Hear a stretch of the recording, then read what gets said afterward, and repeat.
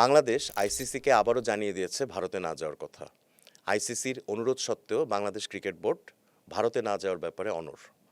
ফেব্রুয়ারিতে ভারত ও শ্রীলঙ্কায় অনুষ্ঠেয় বিশ্বকাপে নিজেদের ম্যাচগুলো কলকাতা ও মুম্বাই থেকে শ্রীলঙ্কায় স্থানান্তর করার অনুরোধ করেছে বাংলাদেশ। নিরাপত্তার অভাবেই ভারতে যে যাওয়া সম্ভব নয় সেটা বরাবরই জানিয়েছে বাংলাদেশ।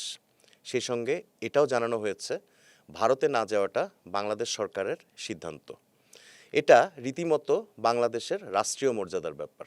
কাল বিসিবির সঙ্গে আইসিসির একটা ভার্চুয়াল বৈঠক হয়েছে। সেখানে বাংলাদেশের ম্যাচগুলো শ্রীলঙ্কায় নয়, ভারতেরই অন্য ভেন্যুতে নিয়ে যাওয়ার কথা বলা হয়েছে আইসিসির তরফ থেকে। একই সঙ্গে বলা হয়েছে এত অল্প সময়ের মধ্যে ভেন্যু বদল সম্ভব নয়। নিরাপত্তা নিয়েও বাংলাদেশকে আশ্বস্ত করা হয়েছে।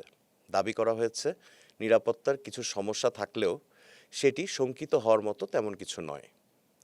আইসিসির এই যুক্তি অবশ্য স্বাভাবিকভাবেই উড়িয়ে দিয়ে নিজেদের অনড় অবস্থানের কথা বলা হয়েছে বিসিবির পক্ষ থেকে। সরকারের সিদ্ধান্তের কথাই বারবার উল্লেখ করা হয়েছে। আবারও অনুরোধ করা হয়েছে ম্যাচগুলো শ্রীলঙ্কা বা অন্য কোনো দেশে নিয়ে যাওয়ার। ভারতে উচ্চ ঝুঁকি দেখছে নিরাপত্তার ব্যাপারে বাংলাদেশ। তবে বিসিবি মনে করে আইসিসি বাংলাদেশের অনুরোধ রাখবে এবং ভেন্যু স্থানান্তরের ব্যাপারে ইতিবাচক সাড়া দেবে। তবে আলোচনাটা এখনও শেষ হয়ে যায়নি।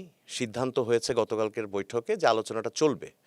তবে এই বৈঠকে আইসিসির নিরাপত্তা পর্যবেক্ষক দলের পাঠানো চিঠি বাইরে প্রকাশিত হয়ে যাওয়ার ব্যাপারে আইসিসি অসন্তোষও প্রকাশ করেছে বলে সূত্র জানিয়েছে। এই দলের ইন্টারনাল থ্রেট অ্যাসেসমেন্ট সংক্রান্ত চিঠির উল্লেখিত ঝুঁকিগুলো গত পরশু সাংবাদিকদের সামনে তুলে ধরেছিলেন যুব ও ক্রীড়া উপদেষ্টা আসিফ নজরুল। সেখানে তিনি বলেছেন আইসিসি মোস্তাফিজকে দলের নেওয়া নাকি ঝুঁকি হিসেবেই দেখছে।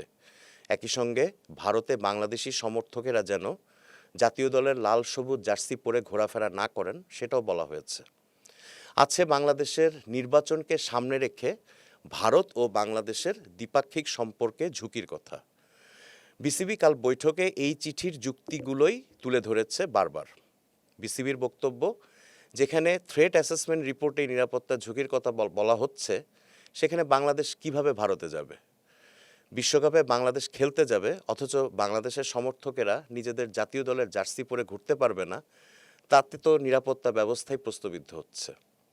শুধু বাংলাদেশি হওয়ার জন্য যদি কেউ হুমকির মুখে পড়েন তাহলে তো সেই জায়গা এড়িয়ে যাওয়াই ভালো। বিসিবির যুক্তি ঠিক এই জায়গাতেই। বিশ্বকাপের সময় শুধু খেলোয়াড় আর কোচিং স্টাফরাই থাকবেন না, সেখানে যাবেন ক্রিকেট কর্মকর্তারা, দর্শক এবং অবশ্যই সাংবাদিকেরা।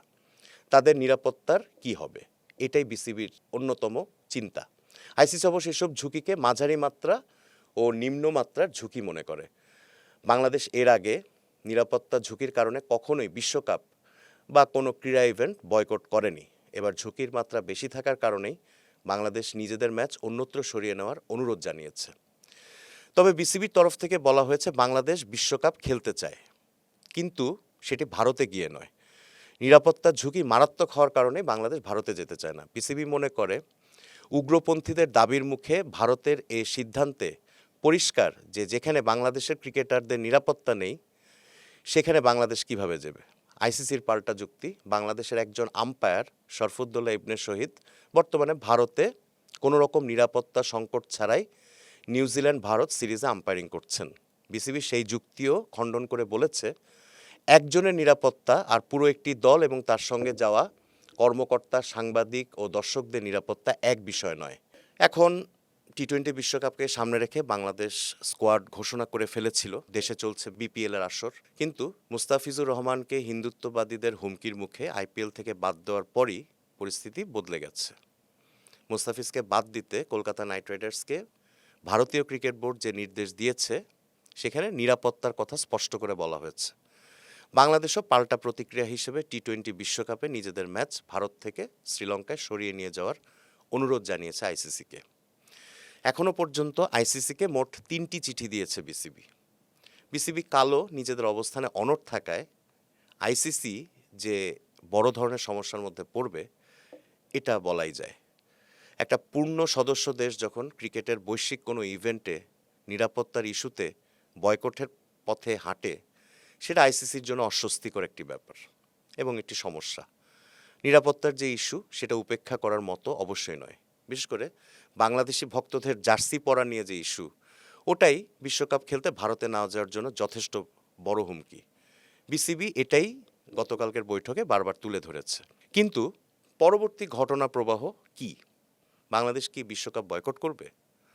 আইসিসি বা বাংলাদেশের অনড় অবস্থানের পর কিভাবে পরিস্থিতি সামাল দেবে? পুরো বিষয়টার সমাধানই বা কি?